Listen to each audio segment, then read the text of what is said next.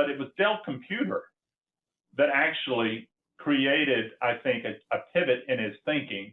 He bought Dell Computer 94, 95, I guess 93, 94, and it was trading at 6 times earnings, which is how all PC stocks were trading at 6 times earnings. You'd trade them at 6 and you'd sell them at 12. And so it got to 12 times earnings, and everybody bailed out of Hewlett-Packard and Gateway and Dell, but Bill kept Dell.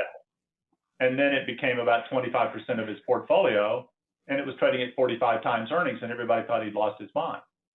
But what Bill discovered by getting into the guts of the business, so he's not looking at factor-based accounting methodology. He said, what's the return on invested capital? Okay, Dell Computer was the very first company to ever generate 100% return on invested capital. Never had been done in the history of capitalism, never, right? So if you remember back in the old days, well, you know, basically the model there was that Dell was able to grow the business on the account receivables of its customers. You would order a computer. In the old days, you'd call up the 1-800 number and say, I want this monitor, this keyboard, I need this much speed, this much memory. And they said, fine, we'll ship it out to you in 2 or 3 weeks. And you said, that'd be great. And they get your credit card.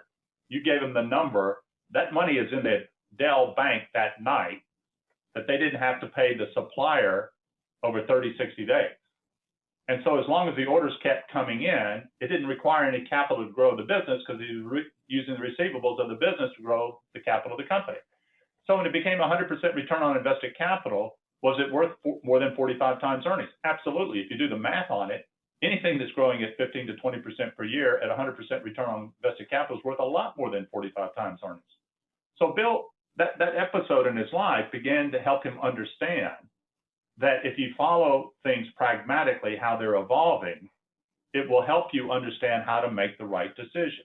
Everybody else was trapped in that correspondence theory of truth that it's a low PE, high PE world, and you know, buy and sell.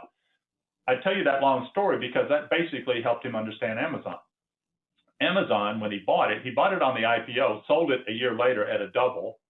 Then in 99, right before the technology crash, you know, made another huge bet in Amazon, and everybody thought he'd lost his mind. What happened? Well, when we went to go see Jeff Bezos, you know, and the descriptions of Amazon at that time was, well, it's Barnes and Noble.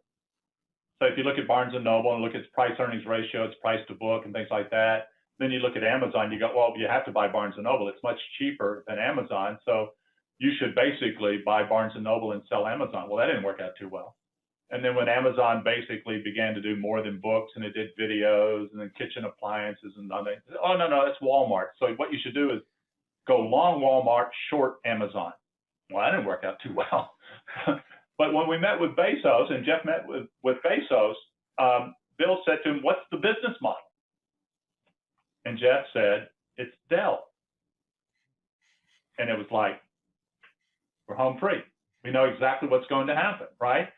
The world was describing Amazon as Barnes & Noble and Walmart. Bill described it as Dell.